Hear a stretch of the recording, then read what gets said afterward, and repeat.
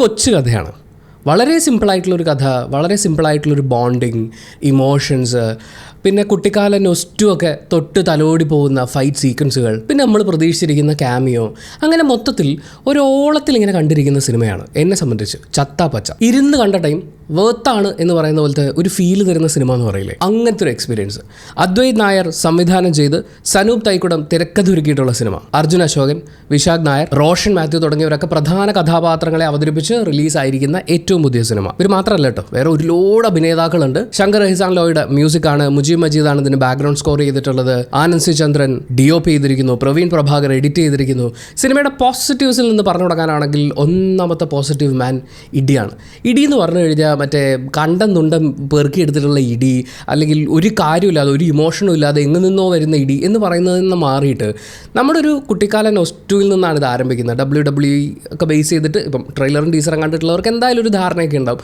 അപ്പോൾ അങ്ങനെ ബേസ് ചെയ്തിട്ട് ഈ കട്ടിൽ ഇടി കാണിച്ചിട്ട്, കൊച്ചു പിള്ളേരുടെ കട്ടിൽ ഇടി കാണിച്ചിട്ടാണ് സിനിമ ആരംഭിക്കുന്നത്. അപ്പോൾ തുടങ്ങി നമുക്ക് ഈ ഒരു വൈബ് കിട്ടും. ഞാനും അങ്ങനെ ഇടിയൊക്കെ പിടിച്ചിട്ടുള്ളത് കൊണ്ട്, അങ്ങനെ നമ്മുടെ കട്ടിലിൻ്റെ കാലുകളൊക്കെ ഇളക്കിയിട്ടുള്ളത് കൊണ്ട് നമുക്ക് അതിനെക്കുറിച്ചൊരു ധാരണയുണ്ട്. അതിൻ്റെ അകത്തൊരു ഫണ്ണുണ്ട്, അത് വീട്ടുകാർക്ക് കൊടുക്കുന്നൊരു ബുദ്ധിമുട്ടുണ്ട്. ഇതിനൊക്കെ കാണിച്ചു കഴിഞ്ഞിട്ടാണ് പിന്നെ ഇവരങ്ങ് മുതിരുന്നത്. അപ്പോൾ ആ കാലത്തിൻ്റെ ഉള്ളിൽ നമ്മുടെ മനസ്സിൽ പതിഞ്ഞിട്ടുള്ള ഇപ്പോൾ യു കാൺ സീ മീ സാധനമൊക്കെ വരുന്ന ആ സമയത്തൊക്കെ തിയേറ്ററിലുള്ള കൈയടി കണ്ടപ്പോൾ എനിക്ക് മനസ്സിലായി എന്നെപ്പോലെ തന്നെ ഒരു വലിയ വിഭാഗം ആളുകൾക്ക് ഇതൊക്കെ ഭയങ്കരമായിട്ട് ഇപ്പോഴും ഓർമ്മയുണ്ടെന്ന്. പിന്നെ ഈ ഇടിക്കകത്ത് അതിഭീകരമായിട്ടുള്ള സൗഹൃദമുണ്ട്, ഒരു ബ്രദർഹുഡ് ഉണ്ട്. അതിൻ്റെ ഒരു ബ്യൂട്ടിയും കൂടി ചേരുമ്പോഴേ ശരിക്കും ഇതിനകത്തുള്ള ഇടി എന്ന് പറയുന്നത് ഞാൻ രസകരമായ ഇടി എന്നാണ് പറയുക. ക്ലൈമാക്സിലേക്ക് വരുമ്പോഴുള്ള വാരിക്കെട്ട് പരിപാടിയുടെ മുമ്പ് വരെയും ഇതൊരു രസമുള്ള ഇടിയാണ്, പെയിൻ ഉള്ള ഇടി എന്നുള്ളത് മാറിയിട്ട്. എന്നാൽ അതേസമയം ക്ലൈമാക്സിലേക്ക് വരുമ്പോൾ അതിൻ്റെ ആ പഞ്ച് മുഴുവൻ നിലനിർത്തിക്കൊണ്ട് പോരുന്ന അങ്ങനത്തെ ഇടിയാണ് ഈ സിനിമയുടെ ഏറ്റവും വലിയ പോസിറ്റീവ്. ഒരുപക്ഷെ മറ്റെല്ലാ ഫാക്ടേഴ്സിനും മുകളിൽ സിനിമയിൽ അവർ ഏറ്റവും ഗംഭീരമായിട്ട് കവർ ചെയ്തിരിക്കുന്നതും ഇടി തന്നെയാണെന്ന് പറയേണ്ടി വരും. രണ്ടാമത്തെ പോസിറ്റീവ് ഇതിലെ ഹ്യൂമർ എലമെൻ്റ് ആണ്. എന്ന് വെച്ചാൽ സിറ്റുവേഷണൽ കോമഡികളാണ്. ഈ കൂട്ടുകാരുടെ ഇടയിലൊക്കെ അങ്ങോട്ടും ഇങ്ങോട്ടും വരുമ്പോഴും അങ്ങനെയൊക്കെ ഉണ്ടാകുന്ന ചില കൗണ്ടറുകളൊക്കെ പറയുമ്പോൾ ഉണ്ടാകുന്ന അങ്ങനത്തെ കുഞ്ഞു കുഞ്ഞ് രസമുള്ള ഹ്യൂമർ നമ്മളിങ്ങനെ ഭയങ്കരമായിട്ട് ചിരിപ്പിക്കുന്ന കുറച്ച് രംഗങ്ങളുണ്ട്.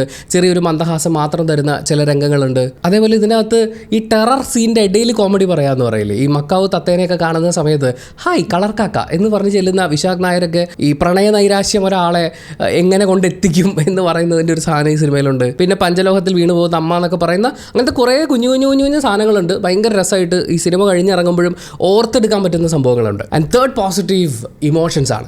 ഇവർ ഈ 3 നായക കഥാപാത്രങ്ങൾ, അതിൻ്റെ പിന്നിലൊരു ഇമോഷനുണ്ട്. ഈവൻ വില്ലൻ സൈഡ് എങ്ങനെയാണോ ഡെവലപ്പ് ആവുന്നത് അവിടെയും ഈ പറയുന്ന പോലെ ഒരു ഇമോഷനുണ്ട്.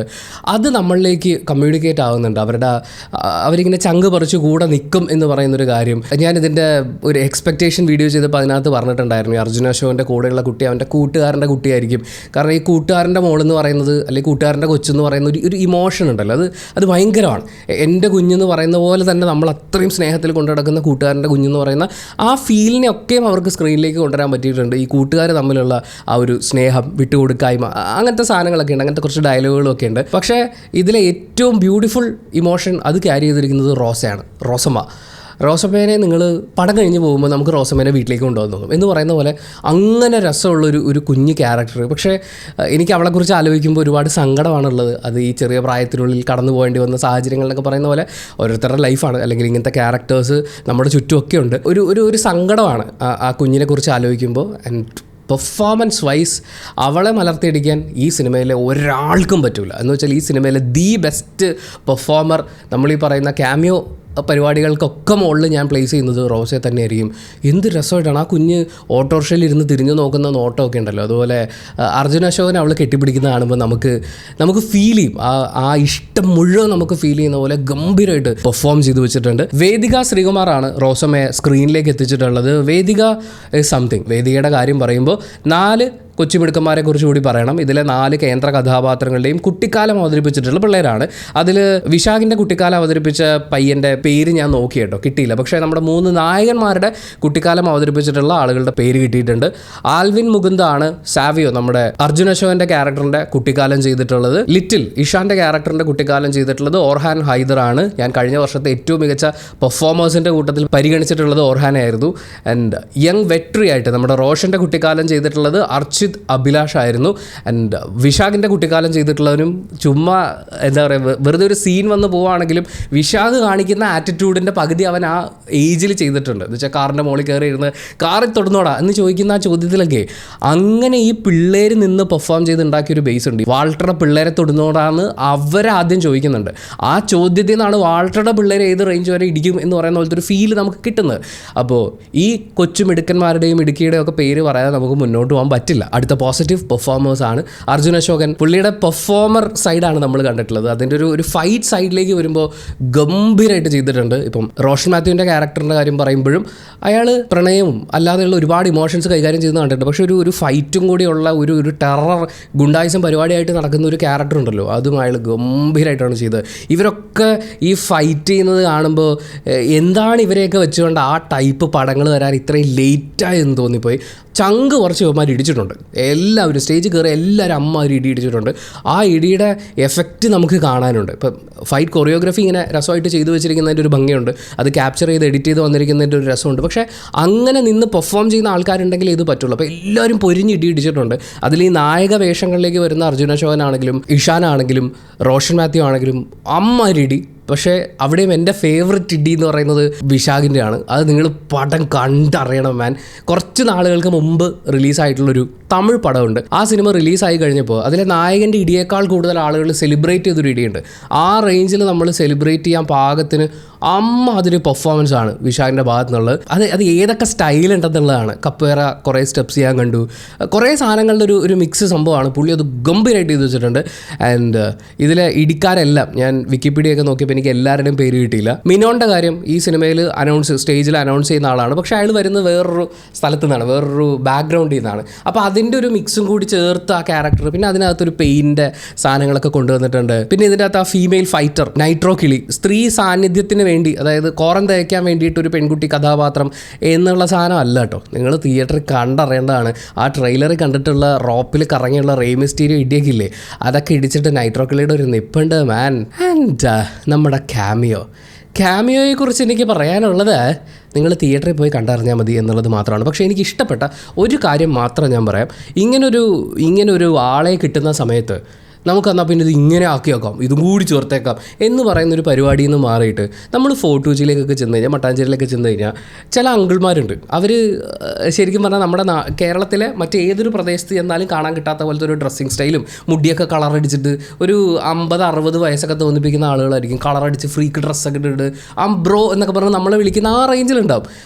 അവരിൽ പലരും അവരുടെ ആയ കാലത്ത് ചെയ്തതിൻ്റെ 10% പോലും നമ്മളൊന്നും ചെയ്യുന്നില്ല എന്ന് ഫീൽ ചെയ്യിപ്പിക്കുന്ന പോലത്തെ ഒരു പാസ്റ്റ് അവർക്കുണ്ടാവും.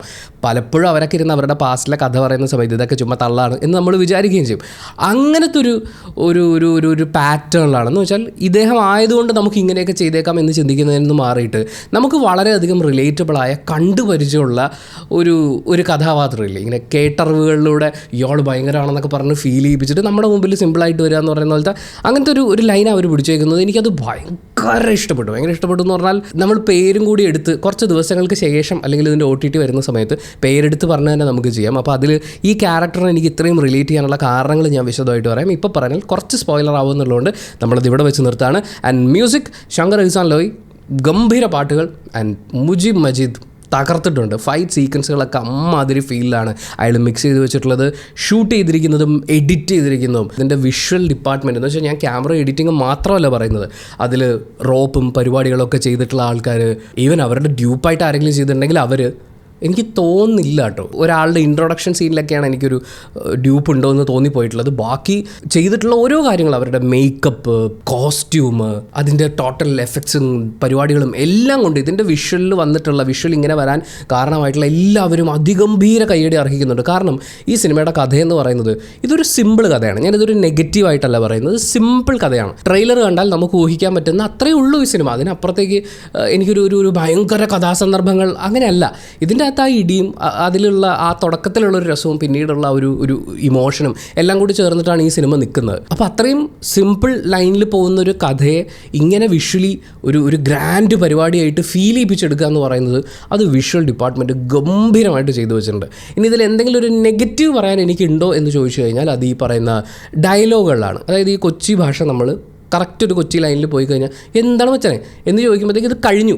അതായത് എന്താണ് മച്ചാനെ എന്ന് ചോദിക്കുമ്പോൾ ഇത് എന്താണ്, ആ ഡയലോഗ് മനസ്സിലാവുമല്ലോ. പക്ഷേ കുറച്ച് സ്പീഡ് കൂടുതലാണ് ഒന്ന്. രണ്ട്, ഈ ഡയലോഗ്സ് ആളുകളുടെ ബേസ് കൂട്ടാൻ വേണ്ടി ശ്രമിച്ചിട്ടുണ്ടോ എന്ന് എനിക്ക് തോന്നി. ശബ്ദങ്ങളെ ഞാനിപ്പോൾ ഇങ്ങനെ നിങ്ങളോട് സംസാരിക്കുന്നതെന്ന് പറയട്ടോ, ഇങ്ങനെ ഞാൻ നിങ്ങളോട് സംസാരിക്കുമ്പോൾ എന്ന് പറഞ്ഞാൽ ഞാൻ കുറച്ച് ബേസും കൂടി കയറ്റിയിട്ട് കഴിഞ്ഞാൽ ചില സമയത്ത് നിങ്ങൾക്ക് മനസ്സിലാവില്ല, ചില വാക്കുകൾ നമുക്ക് കംപ്ലീറ്റ്ലി മനസ്സിലാവില്ല. അങ്ങനെ ഈ ഡയലോഗ്സ് ക്ലിയർ ആവാത്തൊരു പ്രശ്നം എനിക്ക് പലയിടത്തും തോന്നിയിട്ടുണ്ടായിരുന്നു. സ്പീഡ് ഒരു പ്രശ്നമാണ്, പിന്നെ ഈ പറഞ്ഞ പോലത്തെ ഒരു ഫീൽ അത് ചിലപ്പോൾ എനിക്ക് തോന്നിയതായിരിക്കും കേട്ടോ. നിങ്ങൾ ഈ സിനിമ കണ്ട ആളാണെന്നുണ്ടെങ്കിൽ നിങ്ങളുടെ അഭിപ്രായങ്ങൾ കമൻറ്റ് ചെയ്യൂ. ഞാനിത് തിരുവനന്തപുരത്ത് ഏരീസ് പ്ലക്സിൽ ഓഡിയോ 1 കണ്ടത്. കുറച്ചും കൂടി ഓഡിയബിൾ ആവേണ്ടതുണ്ടായിരുന്നു ഈ ഡയലോഗുകൾ, അത് മനസ്സിലാവുന്ന ഒരു ലെവലിലേക്ക് കൊണ്ടുവരാമായിരുന്നു എന്ന് തോന്നി. പക്ഷേ വേറെ എനിക്ക് നെഗറ്റീവായിട്ട് അങ്ങനെ പറയാനൊന്നുമില്ല.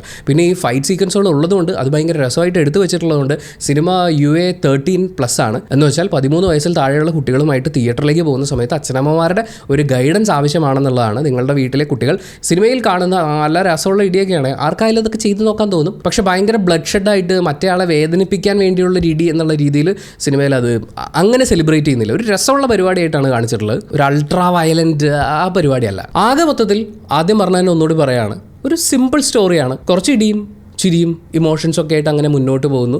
എന്നെ സംബന്ധിച്ച് കണ്ടിരുന്ന അത്രയും സമയം ഒരു നഷ്ടം തോന്നിപ്പിക്കാത്ത, എന്നാൽ കുറച്ചും കൂടി ഉണ്ടായിരുന്നെങ്കിൽ, കുറച്ചും കൂടി എന്ന് പറഞ്ഞു കഴിഞ്ഞാൽ കുറച്ചും കൂടി പെരുപ്പിക്കാമായിരുന്നു. നമ്മൾ ചില മേളമൊക്കെ കണ്ടിട്ട് പ്രായമുള്ള ആൾക്കാരൊക്കെ പഴയ സിനിമകളിലൊക്കെ പറഞ്ഞിട്ടില്ലേ, കുറച്ചും കൂടി അങ്ങോട്ട് പെരുപ്പിക്കണമായിരുന്നു എന്ന് പറയുന്ന പോലെ കുറച്ചും കൂടി അങ്ങോട്ട് പെരുത്തിരുന്നെങ്കിൽ ആ പറയുന്നൊരു മാസ് ഫീൽ കൊണ്ടുവരാൻ പറ്റിയിരുന്നെങ്കിൽ ഗംഭീരമായിരുന്നേനേന്ന് തോന്നി. പ്രത്യേകിച്ച് ഇതിലെ ഇടി സീനുകളൊക്കെ രസമായിട്ട് ചെയ്തിട്ടുണ്ട്. പക്ഷേ ഈ ഇടിയുടെ ഇൻട്രോ സീക്വൻസ് പരിപാടികളൊക്കെ ഉണ്ടല്ലോ, മിക്കവാറും ഫോർട്ട് കൊച്ചിയിൽ ചെറിയ റൗഡിത്തരങ്ങളൊക്കെ ആയിട്ട് നടക്കുന്ന പണിക്കൊന്നും പോകാത്ത പയ്യന്മാർ അവന്മാർ ചെയ്യുന്നു എന്നുള്ളൊരു ആംഗിളിൽ നിർത്തിയിട്ടായിരിക്കും അവരിങ്ങനെ ചെയ്തിട്ടുണ്ടാവുക. പക്ഷെ അപ്പോൾ പോലും ഇവരൊക്കെ ഇവരുടെ ബോഡിയിൽ ചെയ്തിട്ടുള്ള വർക്കും കാര്യങ്ങളൊക്കെ കാണുമ്പോഴേ ഇവരൊന്നും അങ്ങോട്ട് പെരുപ്പിച്ച് കാണിക്കണമായിരുന്നു.